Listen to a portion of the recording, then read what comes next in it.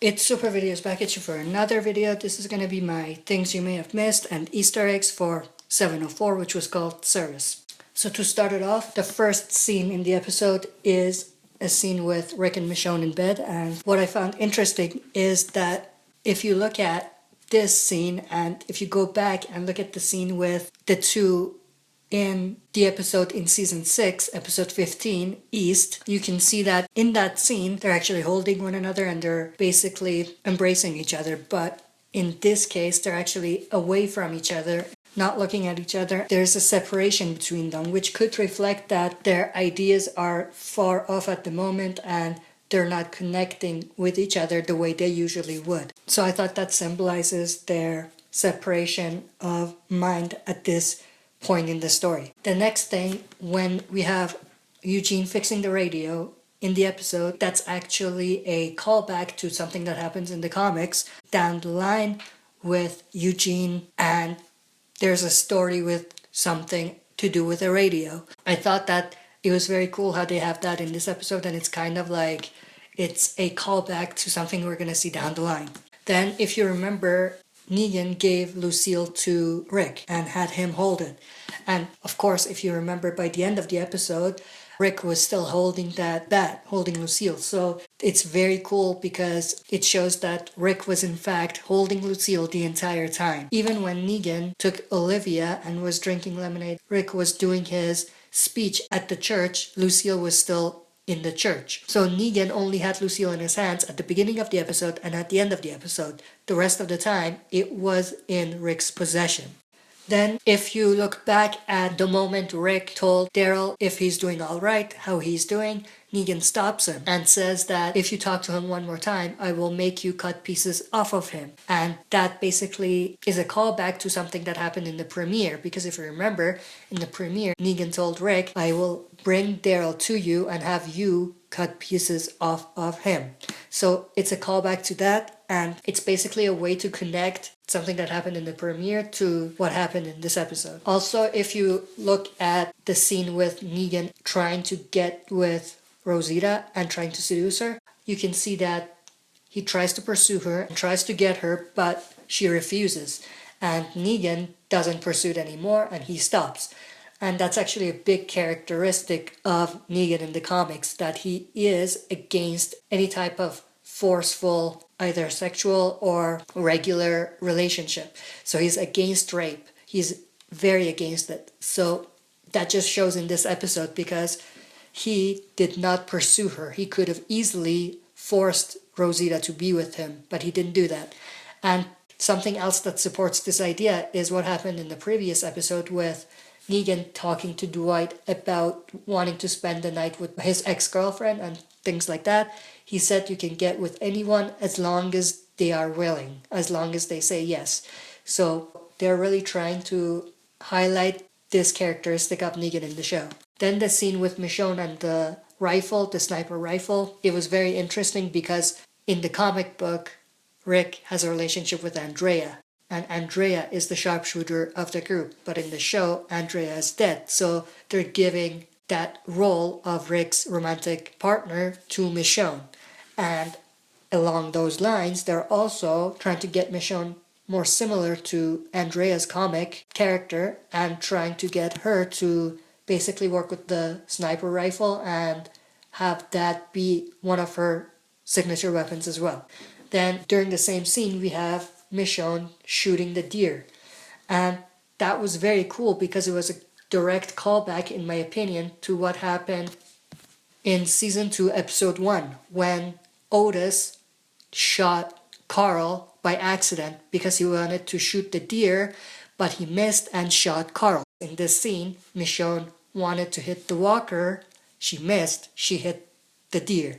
So it was a great callback in my opinion. There's a scene with Negan drinking the Crush Orange pop, and in my opinion that's a direct callback to the Orange Crush theory, because if you remember in season 6, Denise wanted to get the Crush Orange soda to Tara, and people speculated at that time that because it was orange that it represented Abraham, and Crush represented that Abraham was going to be crushed by Negan, which he was.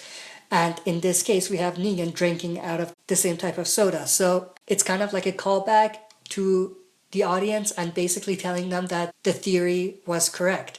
Now, this could just be me, but that's what I got from it, because why else would they have that in there? Then there's this scene with Negan telling Rick that he's not going to take their food this time and that they can keep the food. And Rick says, what do you want me to say? And Negan says, a thank you would be nice. And this actually does come back at the end of the episode, because at the end of the episode, we have Rick saying thank you to Negan as he requested. And then there's the scenes with Spencer and Rosita going to get Daryl's bike. Basically where they went is to the exact location Denise was shot and killed. So they actually went all the way back there to retrieve Daryl's bike. And this actually makes sense, because when Dwight asked, what else did you find? Rosita responded, your dead friends. And those dead friends were the saviors that died at that point because of the shooting that happened. And those were the exact walkers that were there when Rosita was there. And she killed the walkers and took the gun.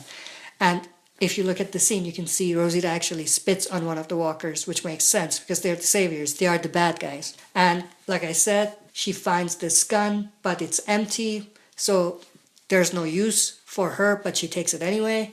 And at the end of the episode, we see she has a bullet and she says, make me bullets, to Eugene. Where did she get the bullets, you may ask? She actually got the bullet from the ground. Negan shot the window when he was tormenting Rick. And if you look at it, there's the bullet that falls to the ground, and that's the exact bullet that Rosita takes to Eugene. And then there's this scene with the bazooka.